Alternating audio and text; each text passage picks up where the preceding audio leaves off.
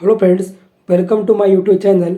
जैसा कि पिछली वीडियो में हम लोगों ने 10वीं कक्षा के बिहार बोर्ड के विज्ञान मॉडल प्रश्न पत्र के 25 क्वेश्चन को हम लोगों ने सॉल्व करना सीखा था। ठीक उसी सीरीज को आगे जारी रखते हुए हम लोग आज 26वें क्वेश्चन से हम लोग वीडियो को स्टार्ट करते हैं। तो चलिए वीडियो स्टार्ट करते हैं। यहाँ पर 26वां क्वेश्चन दिया हुआ है, निश्चल कणिकाएँ पाई जाती है। हमारे ऑप्शन है नेफ्रॉन में, न्यूक्लियस में, न्यूरॉन में, इनमें से कोई नहीं। तो यहाँ पर जो हमारा आंसर आएगा वो न्यूरॉन में सही होगा, क्योंकि न्यूरॉन में ही निश्चल कणिकाएँ पाई जाती है।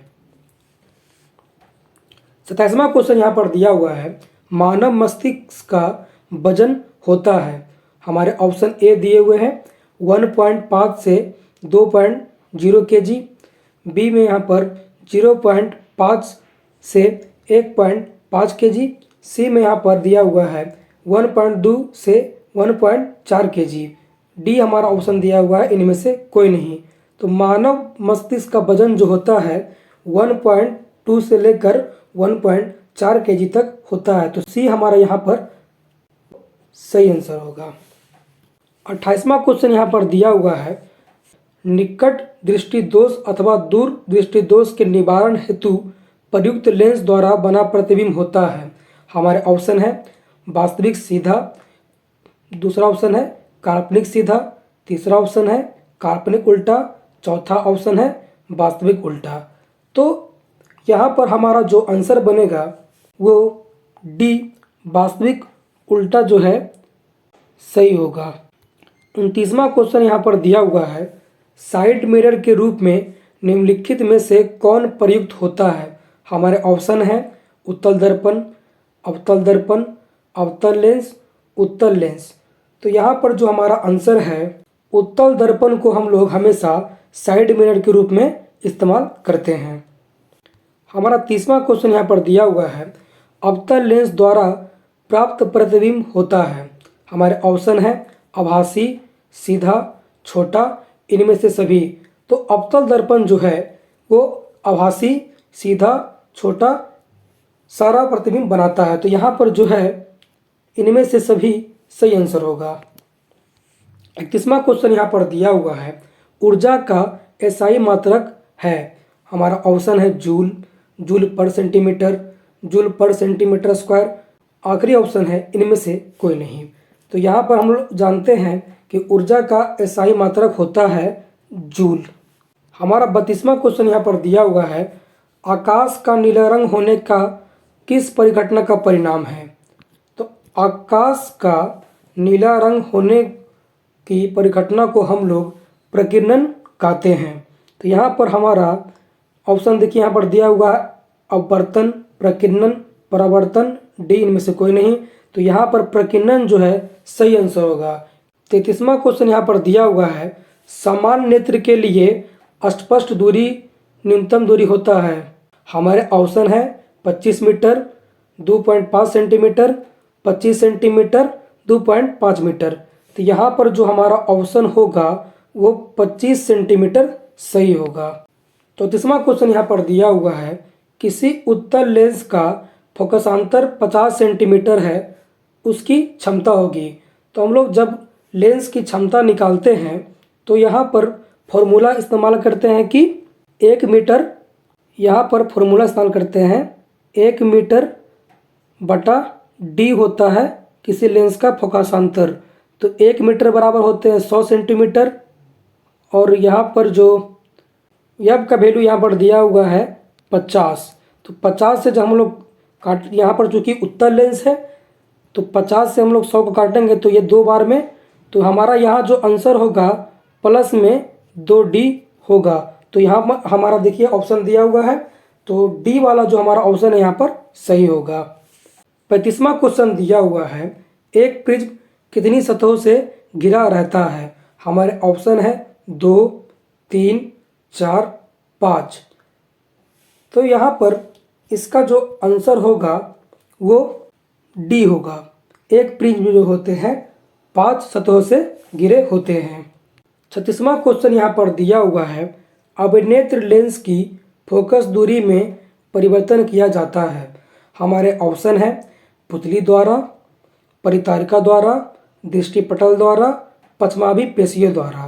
तो यहाँ पर जो हमारा आंसर होगा पचमाभी पेशियों द्वारा सही आंसर होगा, क्योंकि इसी के द्वारा अभिनेत्र लेंस की फोकस दूरी में परिवर्तन किया जाता है। 37वां क्वेश्चन यहाँ पर दिया हुआ है, प्रकाश के परावर्तन के कितने नियम हैं? तो यहाँ पर ऑप्शन भी दिए हुए हैं, ऑप्शन 1, 2, 3, 4। तो हम लोग जैसा कि जानते हैं कि प्रकाश के परावर्तन के 2 नियम होते हैं। 38वां क्वेश्चन यहाँ पर दिया हुआ है, फोटोग्राफी कैमरा का अभिदृश्यक होता है। हमारे ऑप्शन है उत्तल लेंस, अपतल लेंस, उत्तल दर्पण, अवतल दर्पण। यहाँ पर हमारा उत्तल लेंस जो है वो सही आंसर हो गया, क्योंकि यहाँ पर फोटोग्राफी कैमरा का अभिदृश्यक उत्तल लेंस के द्वारा ही होता है।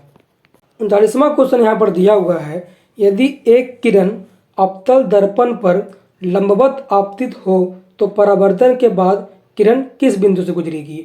हमारे ऑप्शन है फोकस से, वक्रता केंद्र से, ध्रुव से, इनमें से कोई नहीं। यहाँ पर जो हमारा आंसर बनेगा वो फोकस से, क्योंकि फोकस से ही किरण यहाँ से गुजरेगी। 40वां क्वेश्चन यहाँ पर दिया हुआ है, यदि एक प्रिज्म से एक वर्णिक किरण गुजरे तो इसका नहीं होगा अपवर्तन, वर्णविक्षेपण, विचलन या इनमें से कोई नहीं।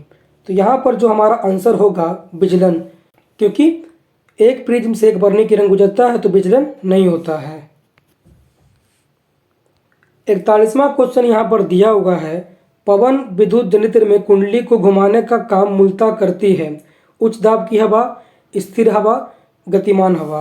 तो यहाँ पर जो हमारा आंसर होगा उच्च दाब की हवा, क्योंकि स्थिर हवा और निम्न दाब की हवा और गतिमान हवा से जो है पवन विद्युत जनित्र में कुंडली नहीं घूमती है। इसीलिए जितनी भी यहाँ पर पवन विद्युत जनित्र की कुंडली लगाई गई है सारे के सारे समुद्र के किनारे वाले इलाके में ही लगाए गए, क्योंकि वहाँ हवा की रफ्तार तेज होती है इसलिए।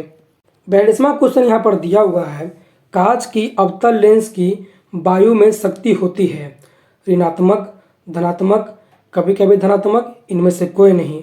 तो यहाँ पर जो है हमारा आंसर होगा ऋणात्मक, क्योंकि कांच की अवतल लेंस की वायु में शक्ति ऋणात्मक ही होती है। 43वां क्वेश्चन यहाँ पर दिया हुआ है, निम्नांकित में कौन विद्युत का सुचालक है? हमारे ऑप्शन है आयोडीन, ग्रेफाइट, सल्फर, हीरा। यहाँ पर जो हमारा आंसर होगा वो ग्रेफाइट होगा। ग्रेफाइट जो होता है वो विद्युत का सुचालक होता है, बाकी सभी जो है विद्युत के कुचालक होते हैं। 44वां क्वेश्चन हमारा यहाँ पर दिया हुआ है, वक्रता त्रिज्या 1 मीटर के अवतल दर्पण की फोकस दूरी होगी। तो जैसा कि यहाँ पर ऑप्शन दिया हुआ है 50 मिलीमीटर, 50 सेंटीमीटर, 50 मीटर, इनमें से कोई नहीं।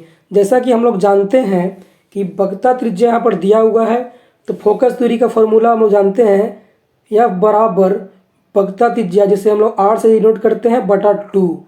तो यहाँ पर r का वैल्यू 1 मीटर बराबर 100 सेंटीमीटर होगा और उसे 2 से भाग देने पर यहाँ पर 50 सेंटीमीटर भी हमारा सही आंसर होगा। 45वां क्वेश्चन यहाँ पर दिया हुआ है, सघन माध्यम से विरल माध्यम में जाती हुई किरण अविलंब से विचलित हो जाती है। हमारे ऑप्शन है अविलंब से दूर, अविलंब के साथ संपाती, अविलंब के नज़दीक, इनमें से कोई नहीं। तो यहाँ पर जो हमारा ऑप्शन है ए यानी आ, अविलंब से दूर हमारा सही आंसर होगा। 46वां क्वेश्चन यहाँ पर दिया हुआ है, विद्युत धारा उत्पन्न करने की युक्ति है। हमारे ऑप्शन है जनित्र, मोटर, एमीटर, गैल्वेनोमीटर। तो यहाँ पर जो हमारा जनित्र सही आंसर होगा, क्योंकि जनित्र के द्वारा ही हम लोग विद्युत धारा उत्पन्न करते हैं। 47वां क्वेश्चन यहाँ पर दिया हुआ है, ऊर्जा के पारंपरिक स्रोत है। यहाँ पर हमारे ऑप्शन है पवन ऊर्जा, सौर ऊर्जा, कोयला, बायोगैस। तो ये सब जो है ये सब टेक्निकल रूप से हम लोग इस्तेमाल करते हैं पवन ऊर्जा, सौर ऊर्जा और बायोगैस, लेकिन कोयला को जो हम लोग है प्राचीन सदियों से यूज करते आ रहे हैं, इसलिए कोयला हमारा जो है पारंपरिक स्रोत है ऊर्जा का।